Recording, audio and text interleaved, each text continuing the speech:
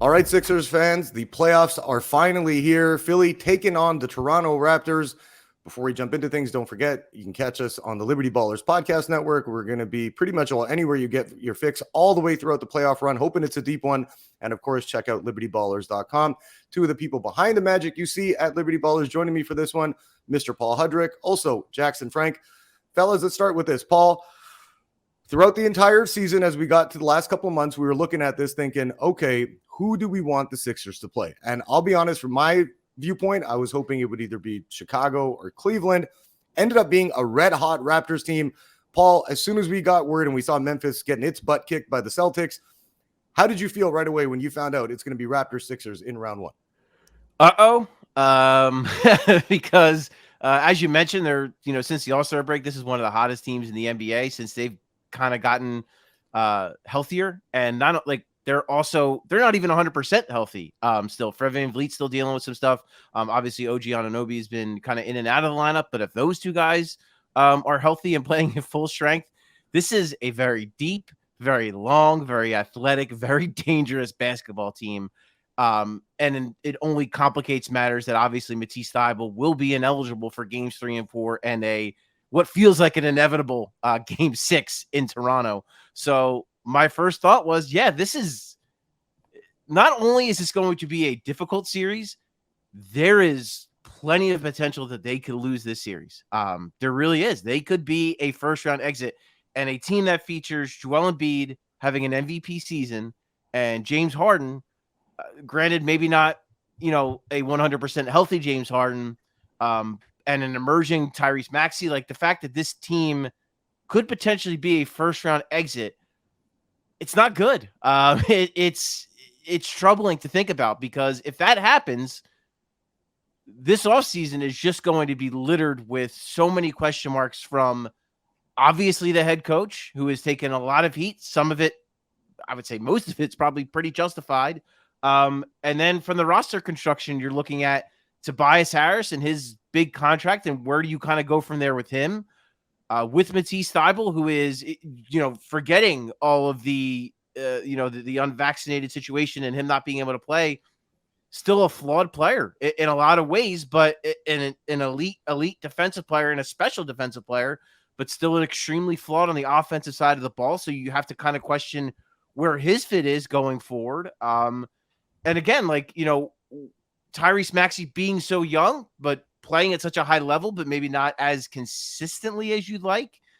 Where is he? Is he your third star? Is Daryl Morey going to go ahead and try to get it? It's just, if they lose the series, it just opens up so many questions for the offseason. So all of that came rushing to my head when we know for a fact that Toronto Raptors are the first round opponent. This is going, even if they win, this is going to be an ugly, ugly series. With that said, though, too, I will say, the only two matchups I view as okay, the Milwaukee Bucks are going to me, I think are going to slaughter the Bulls. I think that's going to be a relatively easy series for them. I just think Milwaukee's just going to really overmatch. They're overmatched. And then I would say Miami, if they get Cleveland, or the Celtics if they get Cleveland, depending how the play-in game kind of shakes out, that could be, or one of the other play. If Charlotte happens to sneak through, or the Jekyll and Hyde Atlanta Hawks decide to just go on a 2-game heater and sneak in, that could complicate things. But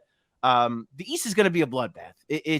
There are a lot of very good basketball teams, and I don't know that anyone really fully has separated themselves. The Boston Celtics are playing about as well as anyone, and defensively they are elite, and that tends to play well in the playoffs very well, and they have plenty of offense to also complement that. So it's just going to be a really difficult series. And even if they make it out to the other side, it's going to be a grueling series. It's going to affect them as they try to navigate the rest of the East.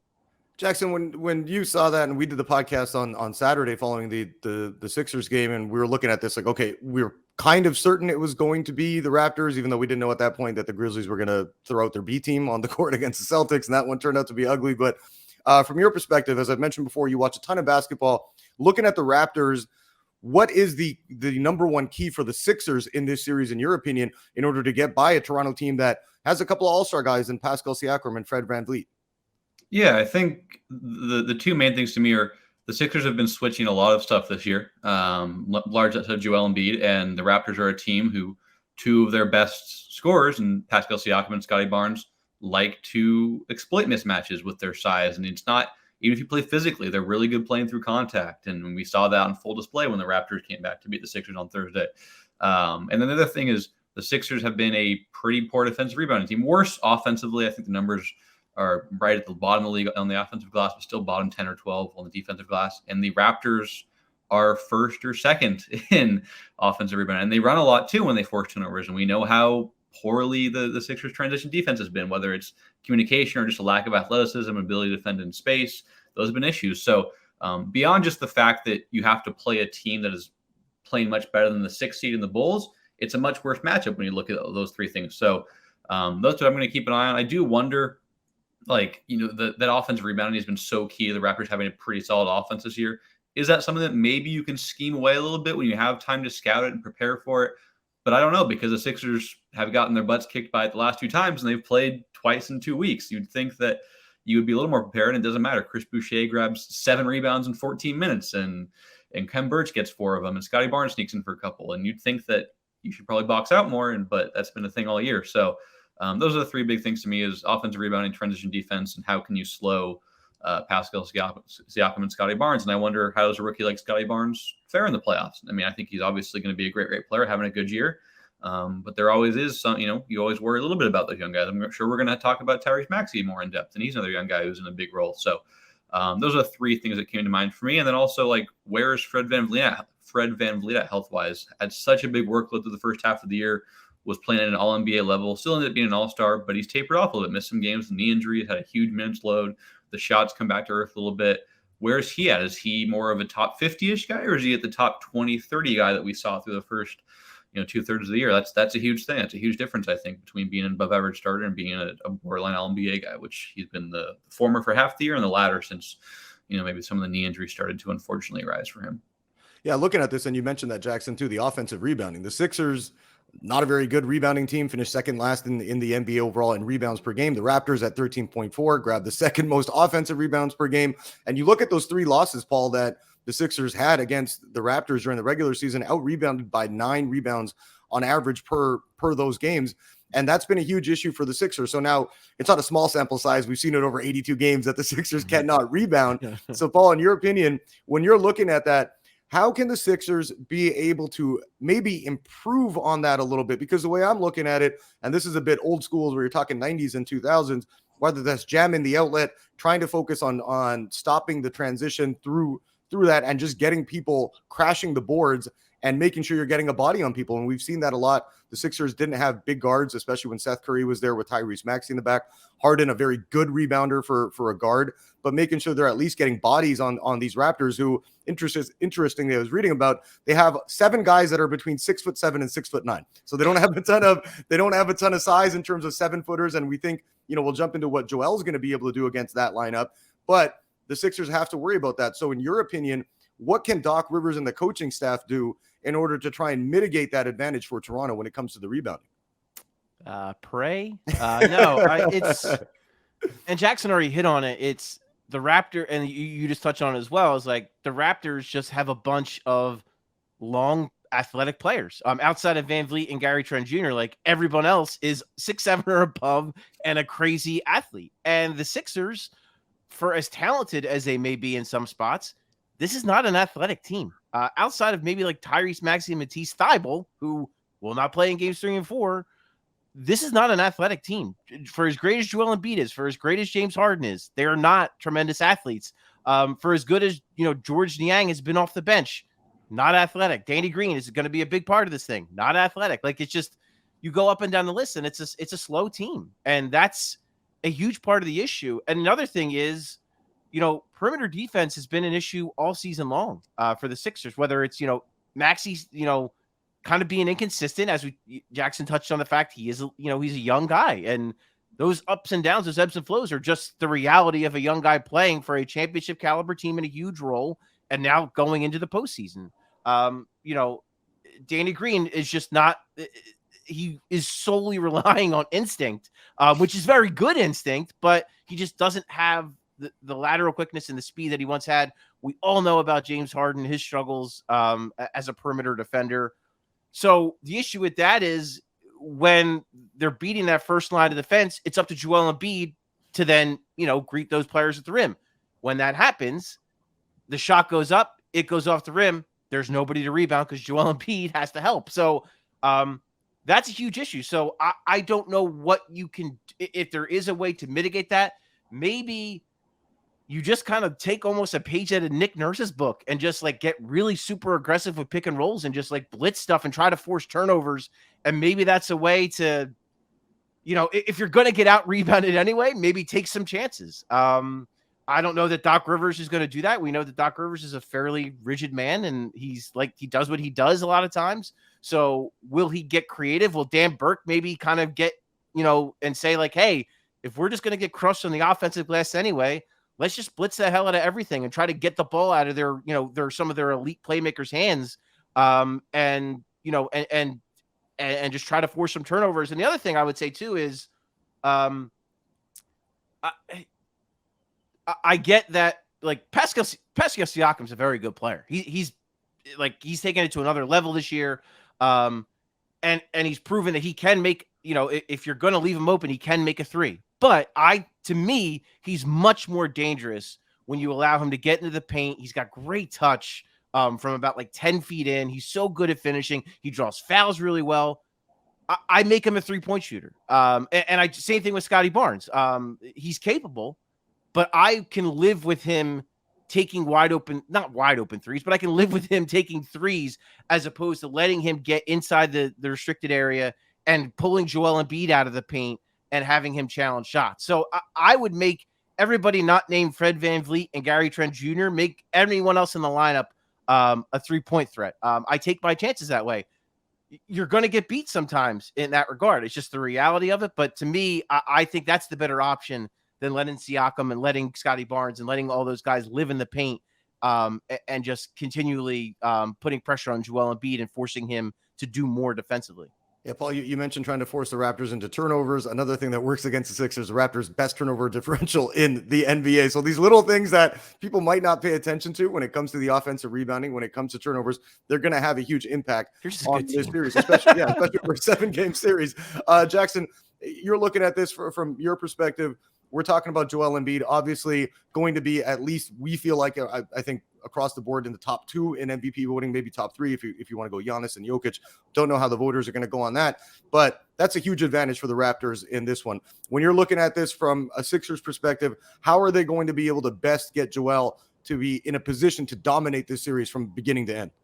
Yeah, I mean, I think what you have to do mostly is I would play him a lot at the free throw line rather than the post. He's become so good there, and I think his passing outlets against length. Like he can still struggle a little bit passing out of the post against length, much better than it was even 2 years ago. But the Raptors have a lot of length, as we've said a few times here.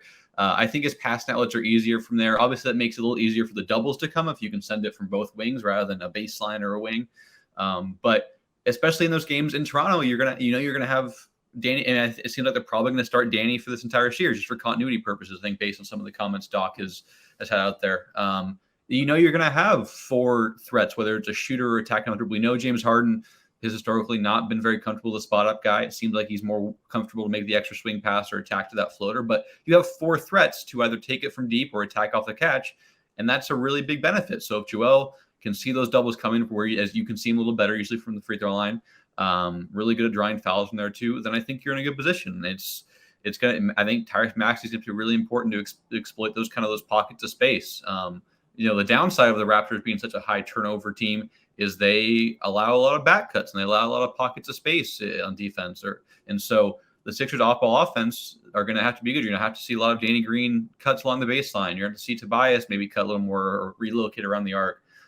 Maxey I don't really worry about Maxey. He's shown to be so good at using his speed to kind of get to those open spots. Harden is going to have to be a better off-ball player. We know that's always been a thing with him.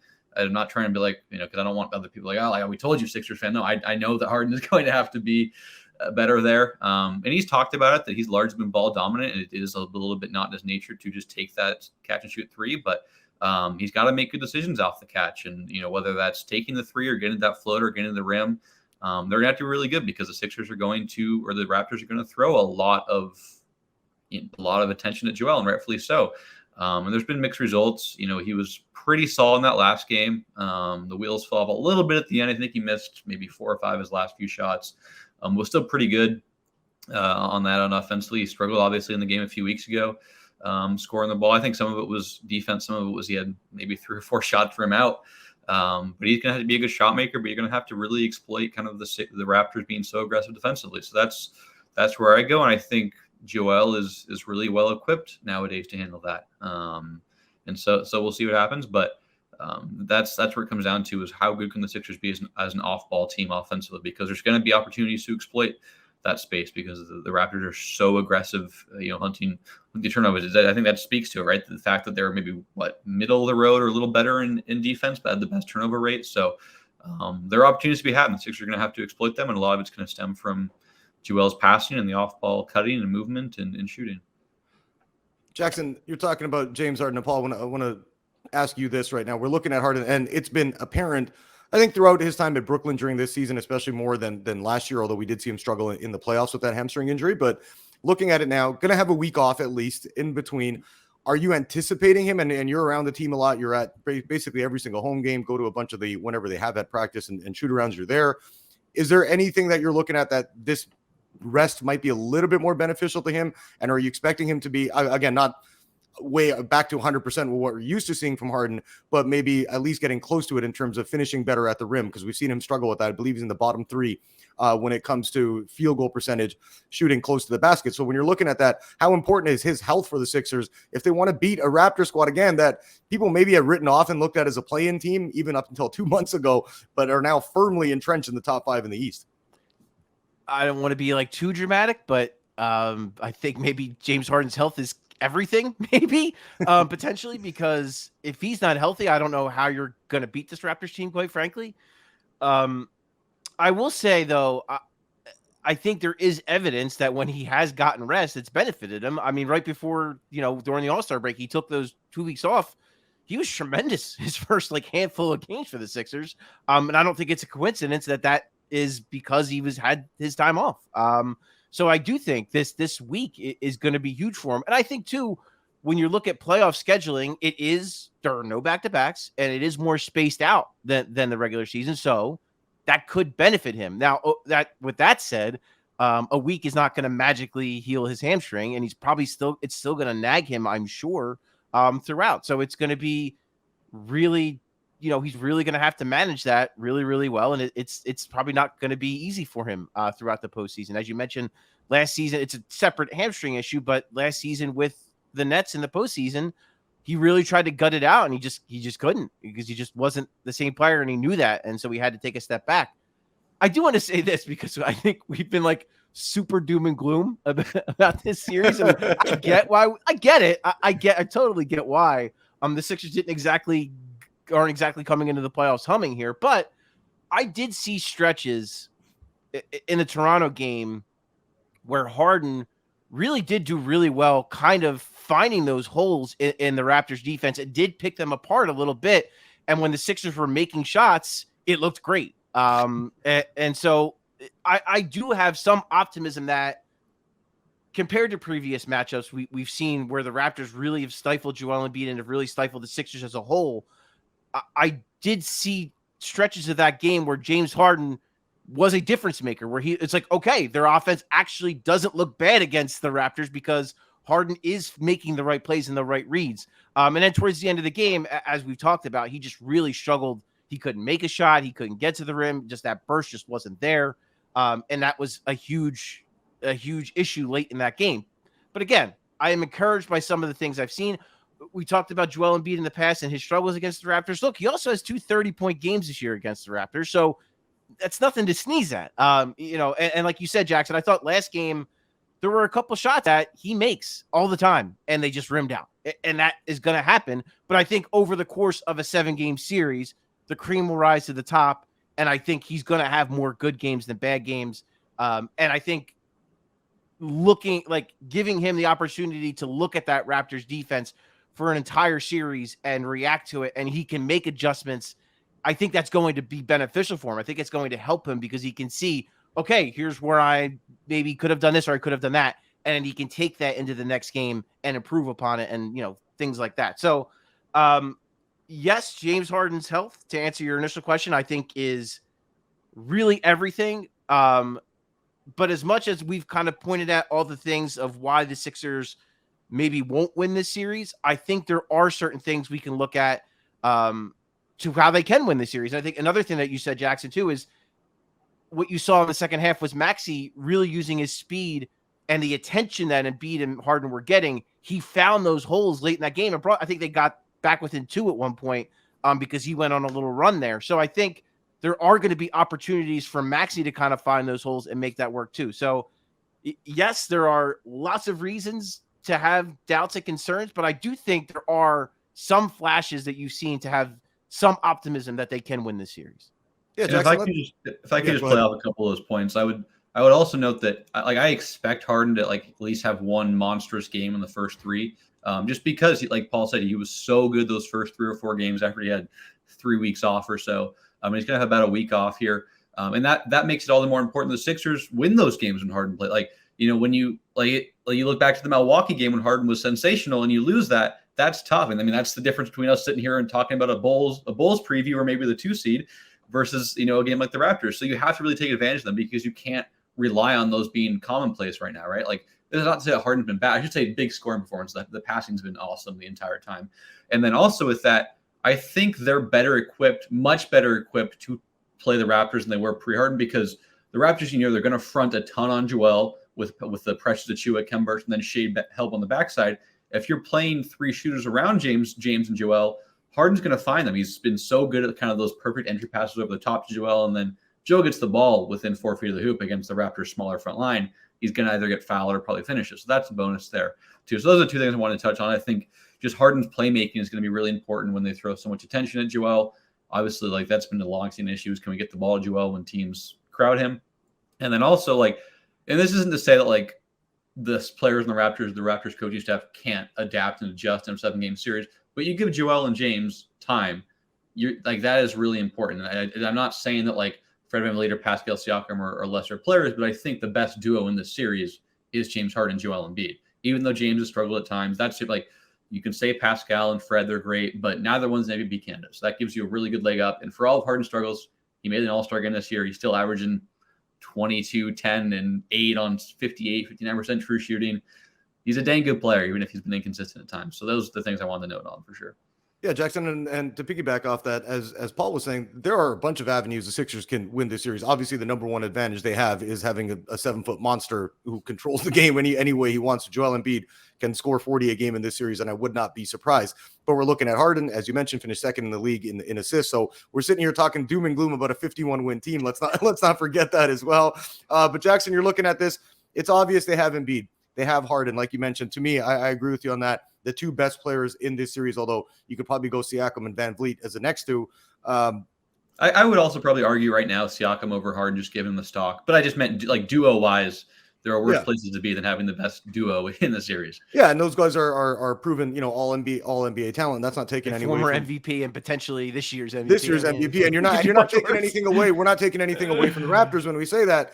But looking at other avenues the Sixers might have to win this series, outside of Embiid, Harden, let's throw Maxey in that too, because we know how important he is as the number 3 guy on Philly. But Jackson, who else do you look at as a potential X factor for the Sixers in this series? I think it's Tobias Harris' decision making. Is he gonna keep letting it fly from deep like he has for the last month? And if he does, is he gonna make them? Because I'm sure all Sixers people remember the Raptors and the Sixers played a few years ago when Tobias on the team was largely a catch and shoot 3-point guy. And he missed a heck of a lot of good looks. I think namely 2 of 13 and maybe game 4 or game 3. Yeah, I want to say that was game 4, right? That was when because they could have gone up 2 in a row, and they could have gone up 3-1. Yeah, and that completely changed the series. Yeah, 3. So can he make those shots? And when he does decide to attack off the catch, is he decisive? Is he getting to the rim? Is he not kind of meandering into those fadeaway post-ups that aren't really optimal plays? And then also this is a much lesser X factor, but we're talking about offensive rebounding and rebounding in general.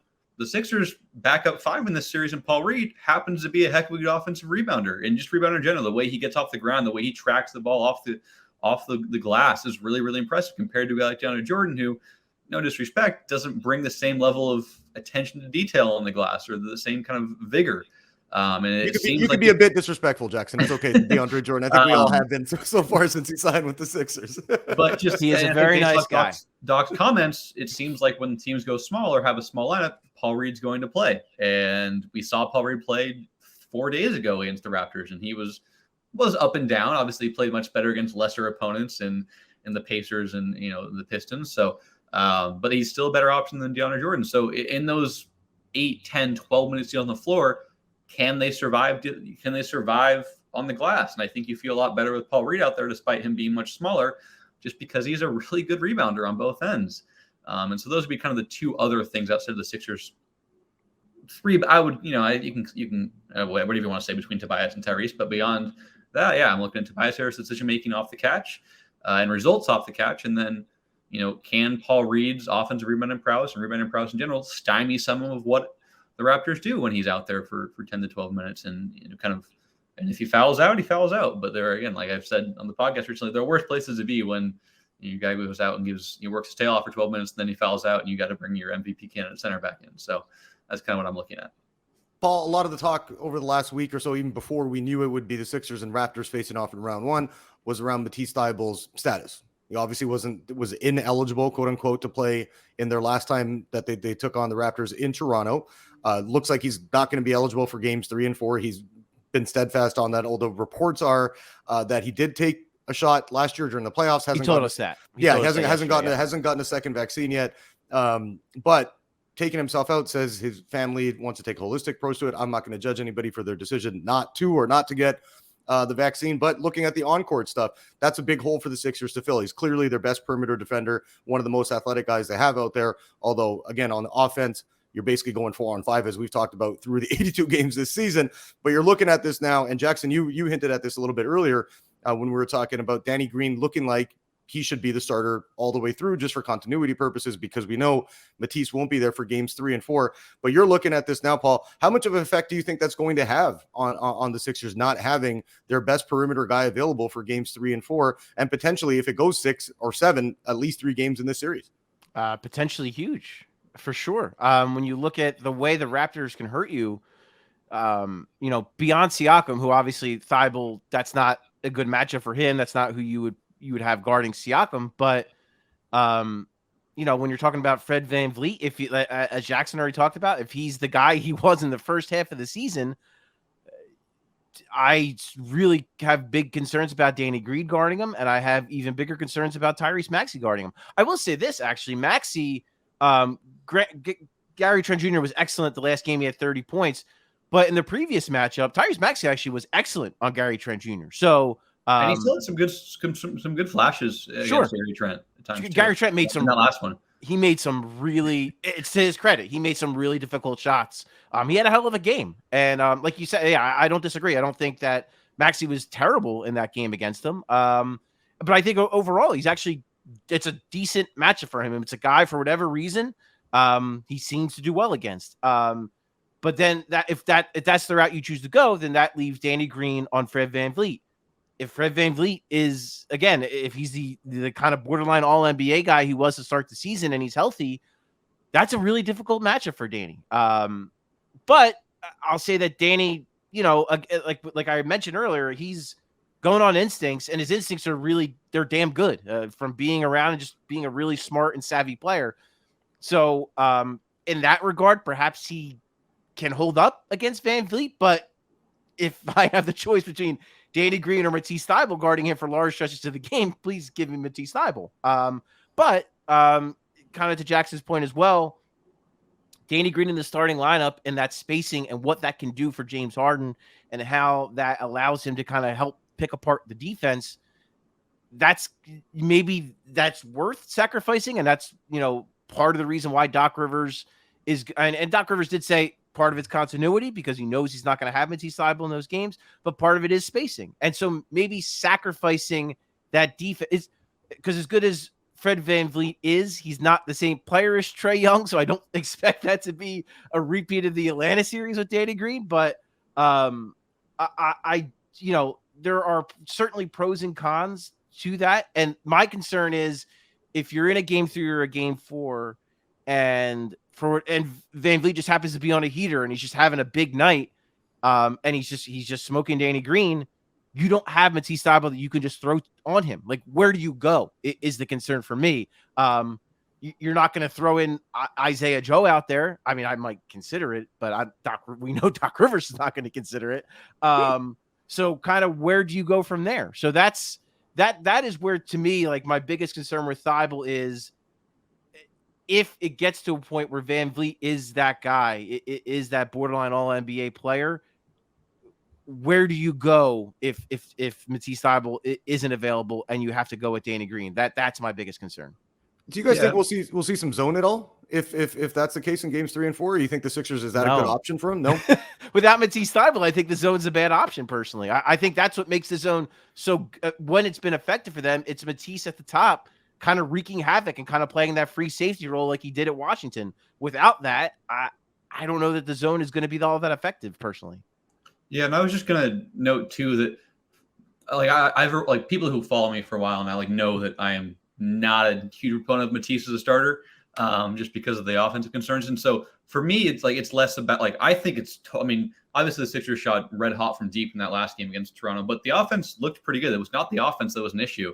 To me, it's more kind of the ripple effect there, right? That, like, you have to go play someone else in Matisse's minutes now. Like, unless they just go 8 from the jump with Shake, Paul Reed, and George Niang off the bench, you have to go to an Isaiah Joe or Furkan Korkmaz. And, like, I think Isaiah Joe is a pretty impressive defender, but he still can kind of he's still susceptible, like, guys with size or strength. And Gary Trent Jr. and Fred VanVleet meet at least one of those criteria. Gary Trent kind of both. Fred is incredibly strong for a guard. So that's my issue there. But it's more the ripple effect, right? More than just like, oh, Matisse can't play, because, like, Matisse, like, he is really going to give your offense issues, especially against a team like the Raptors, all that length. Like, you play off of that, and then where does it, like, you can really clog those passing lanes off of it. You can make it tough to find Matisse in the dunker spot, things like that. So I don't really worry about the offense in the minutes that Danny Green's out there. I just worry about the general team performance when you have to maybe go to a 9th guy who's actually and we know that wing depth is not a strength of this team. And so when you go to two guys, in Furkan Korkmaz or Isaiah Joe have been in the rotation for the last month, and I mean, rightfully so for the most part, then it gets dicey. So I would love to see Isaiah Joe get a chance. I think he's, like, if he can hit 37% of his jumpers, given kind of the quick trigger and the versatile shot, that's pretty useful. He can get around screens well. He slides his feet. He's smart off the ball. Like I think Furkan will get the first crack, but I think that's a mistake. Furkan of November is not the Furkan of April anymore. So I think Isaiah Joe would be a worthwhile shot. He's not Matisse Thybulle defensively, but I tweeted yesterday he ranks pretty highly on the Sixers list of best defenders, which is partially a testament to him, but also a bit of an indictment on where they stand outside of Matisse and Joe. But I think that Fred VanVleet Gary Trent matchup is interesting. I think Maxey could do okay. I could think he'd do pretty solid on the ball against Fred, but off the ball, kind of like away from the actions where a lot of Maxey's breakdowns happen, when he has to kind of figure out everything.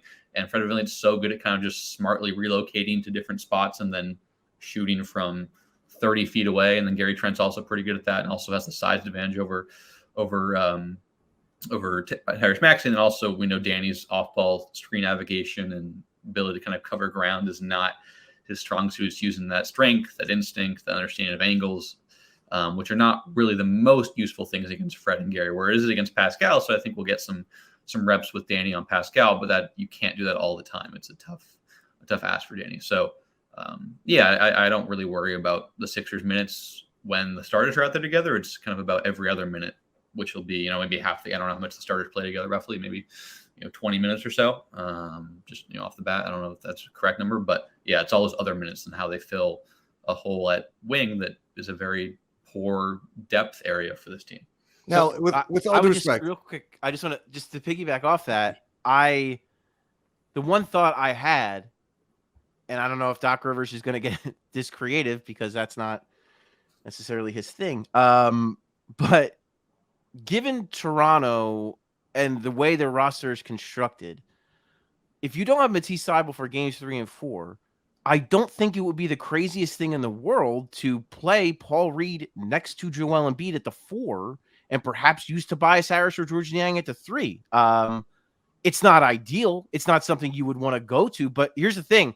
We know Nick Nurse is going to, like, he's going to do some funky shit because that's just what he does. Like, that's Nick Nurse. Like, that's what makes him so good at what he does. Like, he's not afraid to take chances. He's not afraid to try different things. He's really super creative and smart. So maybe you got to get a little funky and creative and different back. And I like that. I think, and we're talking about rebounding. If you have Joel Embiid and Paul Reed on the floor, I think that could be pretty useful. Put Paul Reed in a dunker spot. Yeah, much better finisher, better size. Yeah, like that's the issue with Matisse, right? Is against length, he struggles to finish. Paul Reed, we've seen what he can do as a finisher, lie off the ground, can avoid, adjust in midair, things like that. And it's a great, and it gives them some much needed athleticism. I think that's something you should absolutely try at the very least.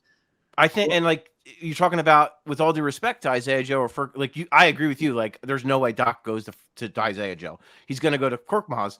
But if my options are going to Korkmaz or going to Paul Reed at the 4, I think Paul Reed at the 4 is a much, much, much, much more viable option personally than putting out a guy in Furkan Korkmaz who, quite frankly, just hasn't had a good season. And you could see, like, even yesterday against the Pistons, like, that swagger or whatever that is that he played with last year, where he had some really good stretches, like, it ain't there right now. And I don't think he's magically going to find it in a playoff series. Now, fellas, let's be honest here. Number one, sorry to cut you off there, Jackson. Furkan Korkmaz had a good game in mid-February, good game in mid-March. So maybe he's due for one in mid-April. So we don't know that.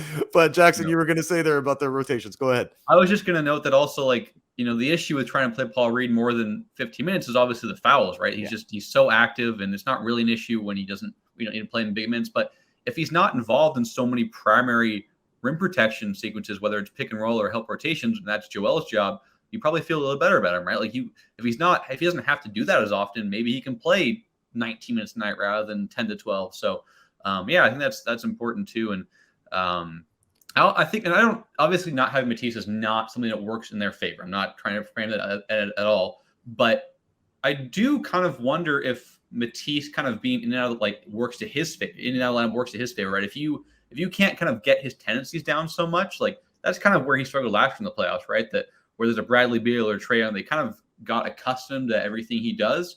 And so I'm not saying this is going to happen, but I wouldn't be surprised if you saw Matisse have, like, a couple of games where he looks like he did last year. I think he's still been good defensively this year, but not to the same level last year. And I think a lot of it stemmed from him having to be the primary perimeter defender without Ben Simmons in the lineup. So just something on spitball. I'm not trying to, like, trying to find some positive spin on this. Obviously, like, what Matisse is doing is hurting the team a lot, regardless of how you feel about the actual decision.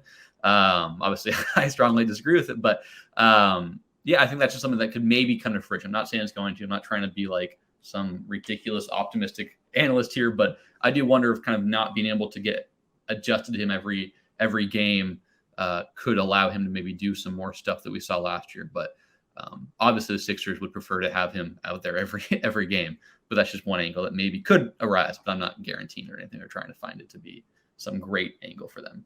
Well, and we're looking at this, and you both have now touched on it, as we've been talking for the last little while here about this series, is the coaching.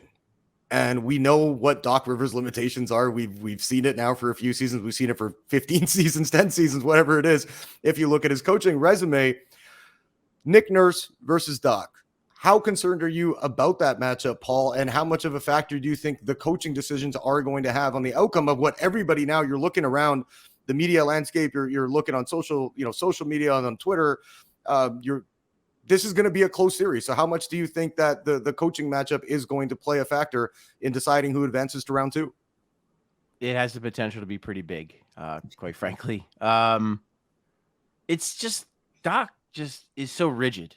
And that's my biggest concern. And I think that's his biggest knock is that, and you saw it last night with his response to Derek Bodner, I thought was a perfectly legitimate question.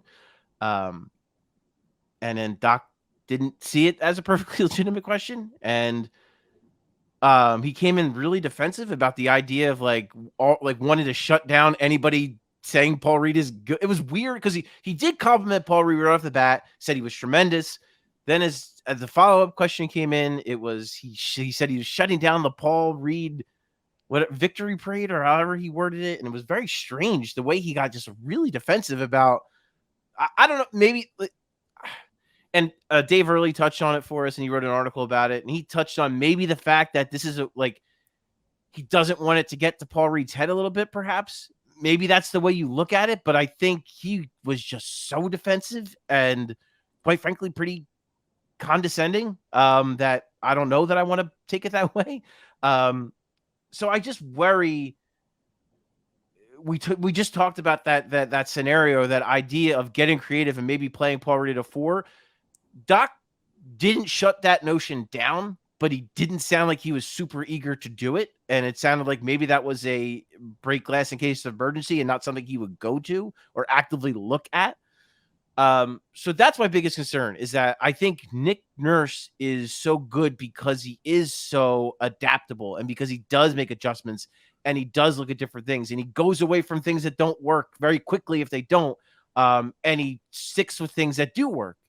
And I do worry that there could be lineups or players that Doc sticks with that, like, I still have concerns about where George Niang fits in this series because he's been great for them all season long. He is really their highest quality reserve. He's been their most consistent bench player all season long.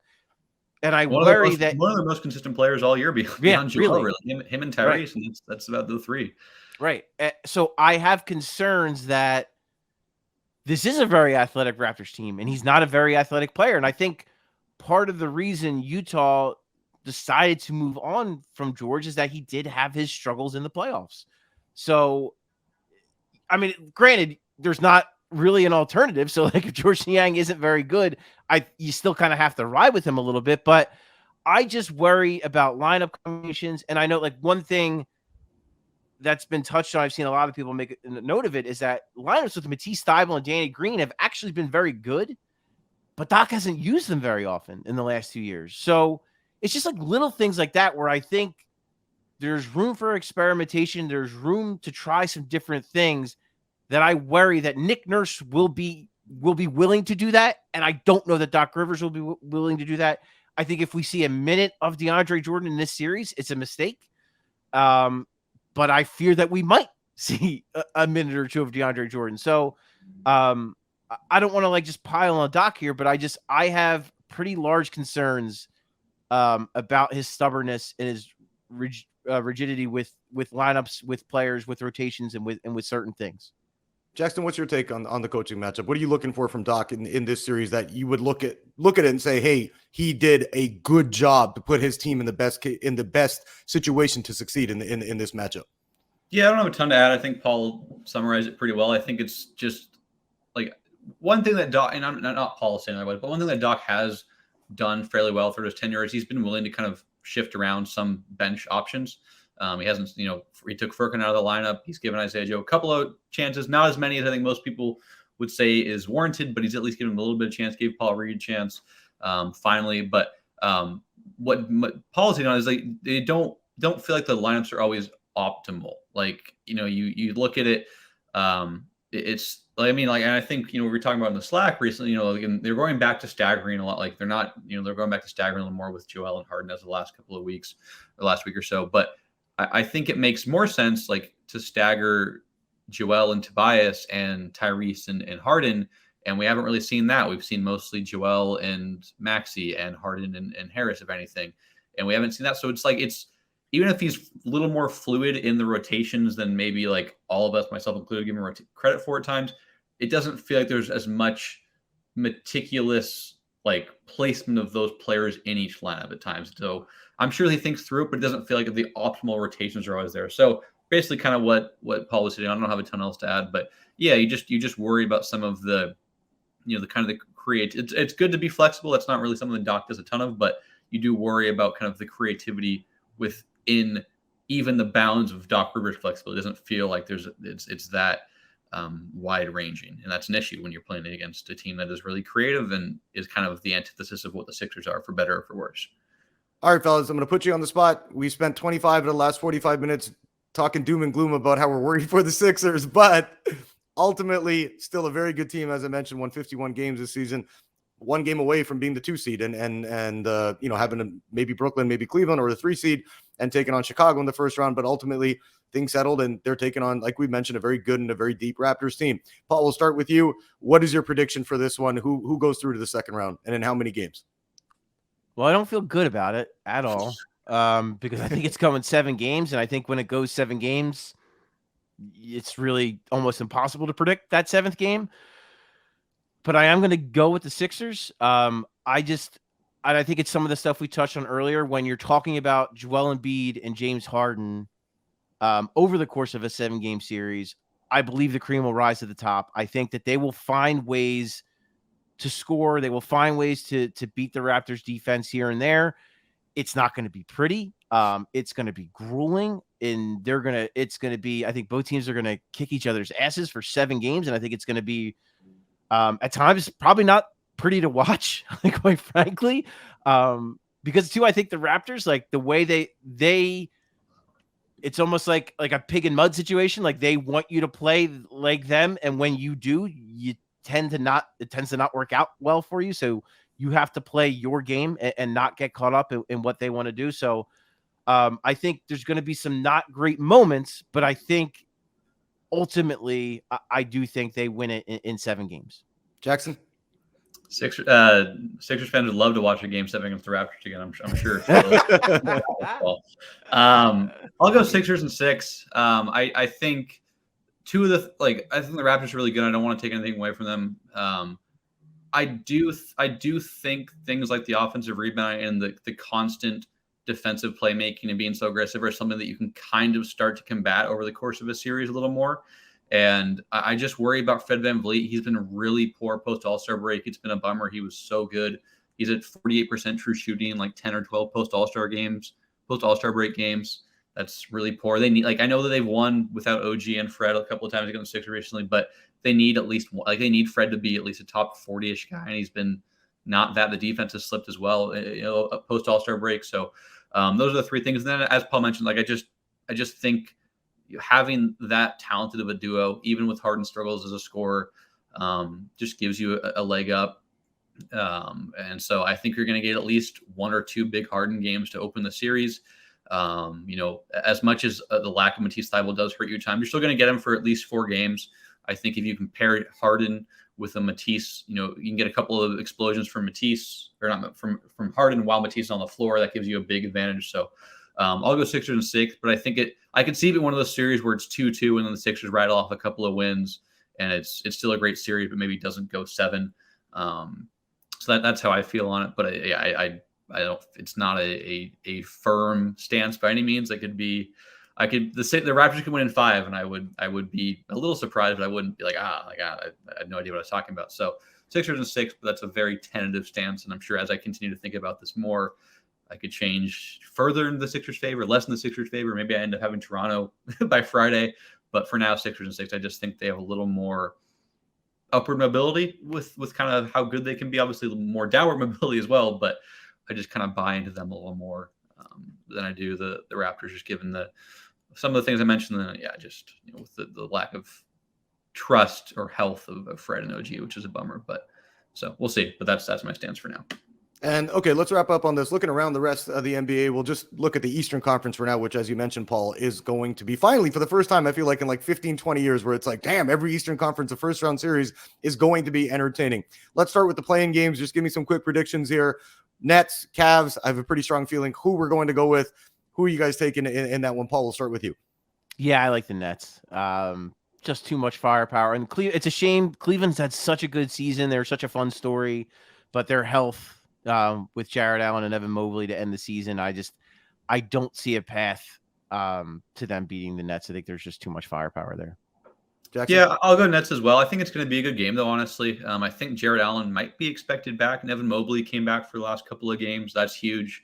The Cavs, for all their injuries, have been pretty damn good when they get Mobley, Garland, and Allen out there. And if they have those 3, you got to feel good. So I think it'll be a good game if we can get Jared Allen. But the Nets have been kind of very much a classic flip the switch team at times this year and even last year. So I think you'll see them be pretty locked in defensively. Kyrie and KD as shot makers, pretty great. You've seen role players like Bruce Brown and Nick Claxton find their legs as of late. So I'll go Nets, but I do think it's gonna be a really good game, and I'm excited to see it. And I just hope we get to see the Cavs big three, because I think, as I said, they've been really, really good when those three play together.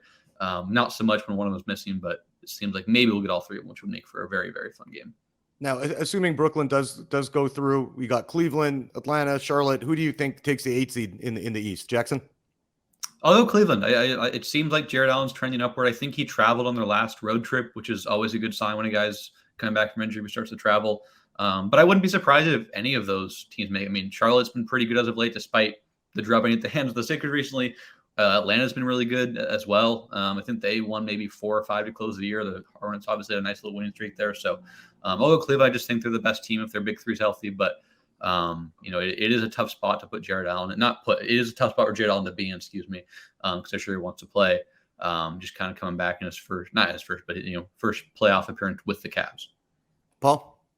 I actually lean Hawks. And I think it's kind of what you just touched on, Jackson. I think I like the Hawks with the playoff experience.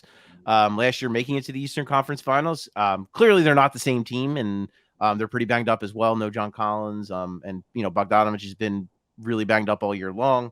But I just think with Trae Young, I think they take care of business. I mean, they've been very Jekyll and Hyde. Like you said, they did close the year on a pretty strong note, but I think they take care of business with Charlotte, and then I think that experience will be a factor against Cleveland, and I think they'll take care of business there, and I think they'll wind up being the 8 seed.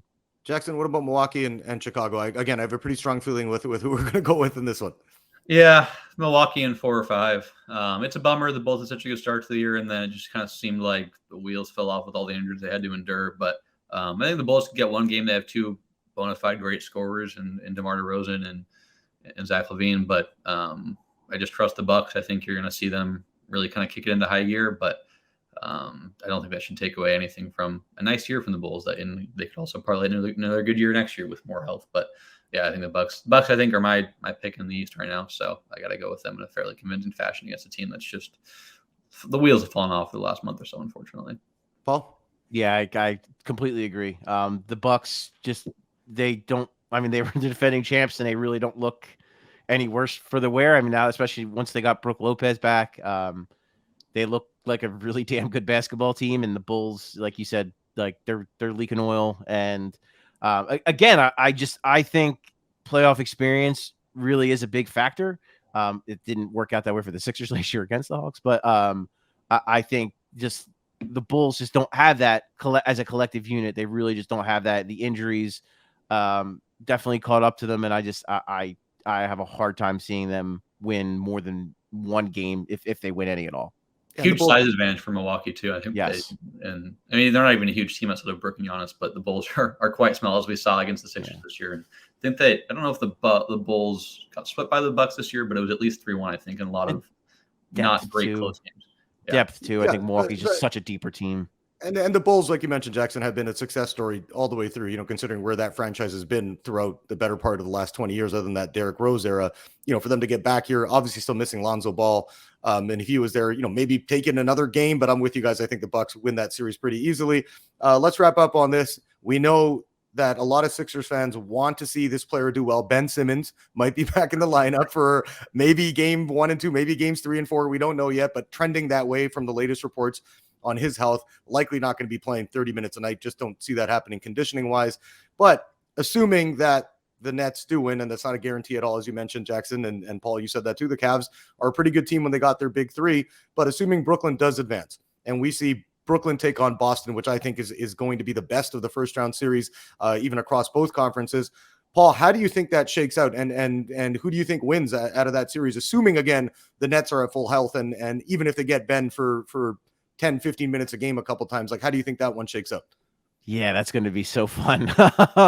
That's going to be a really entertaining series. I would take Boston still, just because they are playing so phenomenally to close the season out. And they're so good defensively, like I said, but they still have plenty of offense to go along with that defense. Ben Simmons is a factor because you know what? He's done really well against Jason Tatum through his career. So, but I also, it's such a big ask at the same time for Ben Simmons, who hasn't played a game since Game 7 against the Hawks with a back injury, to go into Boston Game 1. Hey, go guard Jason Tatum. Like that is an enormous ask. So I lean Boston, but yeah, I think it's going to be a hell of a series. You can't discount Kevin Durant and Kyrie Irving and what they can do. And plus, I'm sure Kyrie Irving in Boston, like that's going to be fun. And we've seen, kind of like you said, Jackson, like they are a flip the switch team. We saw what they did to the Sixers when they decided to flip the switch in that game, and really had it. So if they really have that extra juice against Boston, it's going to make for a hell of a series. But I do think ultimately, Boston's just been so good down the stretch, and they're so good defensively that I think they ultimately want to win in the series. Jackson, what about you? Yeah, heck of an atmosphere for Ben Simmons to return. Right, hey Ben, I haven't played for 10 months. Now you get to go play against the best defensive team in basketball. We know that some of your playoff struggles offensively are well documented. Congrats. But yeah, I mean, I think the Nets are a really good team. Honestly, like I don't know if that's like some weird take, but I think they're really good. But I don't love the matchup for them. I just think that the Celtics are so good at switching. They're so crisp, but like some of those pockets of space they exploit when teams throw a bunch of attention at KD and Kyrie, and then you find Bruce Brown, Nick Claxton, Seth Curry. I think they're pretty good at closing that down. Obviously, lesser without Robert Williams, but I think I'd go Boston in 5 or 6, but I think I could see it being a lot of, this probably sounds cliche, but a lot of games that are coming down to the last 5-6 minutes. You could probably get 1 or 2 blowouts in there. They both have enough shooting that sometimes just variance takes over. But I like this matchup for Boston defensively. I'd love it if they were able to have Robert Williams be that roamer that he's been for the last 2/3 of the year. I think no one's going to like really slow KD. But I think if you were able to like send Robert Williams that late help off of a Bruce Brown or Nick Claxton, you could really kind of bother some of what KD does. Much less likely without him, but I just like Boston's defense. I think the Nets switch a ton of stuff, and the Celtics like to exploit switching, whether it's posting up Marcus Smart, getting him as a screener, Jason Tatum posting up or getting into his jumper over smaller guys, Jaylen Brown as a cutter. So I like those matchups for them. And I think also, talk about coaching. I think, Ime Udoka has proven to be a little more, I think Nash has done well in some regards, but I think I have more confidence in Ime, even if it's his first go round as lead guy, but he's never been the decision maker. But he's been he was on the Nets last year. He was with the Sixers, he was with the Spurs for a while. Like, he's been in playoff runs. So I think that's an advantage too. So I'll go Boston in 5 or 6, but I expect it to be a really good series. And that could change depending on what Ben Simmons looks like if he comes back. And I would welcome him coming back for all of his foibles in general. He is a player. He's a damn good defender and a really fun player to watch. So I think that would be a really cool angle. And hopefully he's able to return to full health over the next week or so, or 5 days. All right, one more for you guys. Just quick answers here. Western Conference. We're not going to get into depth into every series, but who do you have in the Western Conference Finals, Paul? I still love the Suns. What they do in late game situations, I don't know that anyone does it better in the NBA. And so if we had a finals rematch, I would not be remotely surprised. I think both of those teams are still very, very good. And again, very, very good in closing situations. So yeah, I have to me, it's like the Sun, like, I don't know who is capable of knocking off the Suns. I just think they're just so good. And like, the Warriors, they have that experience, clearly. And if they're healthy, Klay Thompson put up 41 points. Maybe he's finding it a little bit, and that would obviously be monumental for them. But I have a hard time. Like, I guess, like, until someone knocks off the Suns, I have a hard time betting against them in the Western Conference. Jackson? Damn, we didn't give a chance to advocate for the Hawks or the Heat over the Hawks or the Cavs. We don't know yet. We'll do that. We'll do that on Friday or Saturday. We'll do that. We don't know who's going to get that 8 seed yet. Yeah, no, I've got Suns Warriors. I know the Warriors are dinged up. I think if Steph comes back, I just think Clay has been a different but also very good version of himself since returning. Draymond's been a little less optimal since he came back about a month ago from his back injury, unfortunately. But he's a guy that I think has proven to be still really great in the playoffs. I think that, and Jordan Poole's been absolutely sensational for about a month and a half now. It was good all year, but really turned it up, kind of post All-Star break. So that's a really tough, foursome to beat. And so I think if they can kind of get that back, but I wouldn't be surprised if you see Memphis or you even see even Denver. I mean, you got a guy like Jokic out there. I do think Denver versus the Nuggets or versus the Warriors without Steph is a pretty tough matchup for Golden State. But I think we're supposed to get an update on Steph today, actually. So maybe look out for that. I have to amend my prediction one or the other. But I'll go Suns Warriors, and I don't really have a take from there. We haven't seen either of these teams play in a while, and we haven't seen none of their games came with the Warriors' big three all available. Steph was out recently, Clay was out in their first few games. I think Draymond missed a game, so we'll see. But I don't want to give a prediction from there. But my bet right now would be those two meet in the Western Conference Finals, and hopefully we get a great series, which I anticipate we would if Steph was around. Yeah, they're saying that Steph, they're going to evaluate him this week, probably closer to Saturday. We'll get to know if he's going to play. And as you mentioned, their big three for the Warriors with Draymond, Steph, and Clay only played 11 minutes total this season. So going to be interesting to see. I mean, those guys have so much time that they've been on the court together. I don't think chemistry will be an issue there. Let's wrap things up. Jackson, thank you for joining us. Paul, Mr. Paul, always, I'm sorry, I have to make sure I get that right. We're going to be doing this at least, a couple times a week throughout the playoffs. Hoping to see a good one. The Sixers taking on the Raptors. Game 1 goes at 6 on Saturday, so look out for that. And as I mentioned, Jackson, Paul will have you covered a lot on the written side of things. We'll also have you covered on the Liberty Ballers Podcast Network. Don't forget, subscribe either through Apple Podcasts, Spotify, Google Podcasts, you name it, we are there. And of course, always appreciate a 5-star review. That'll do it for this episode. Can't wait for things to get going. And make sure, again, as you follow Liberty Ballers throughout the entire playoff run here for the Sixers, which gets going again Saturday at 6 against the Raptors in Game 1.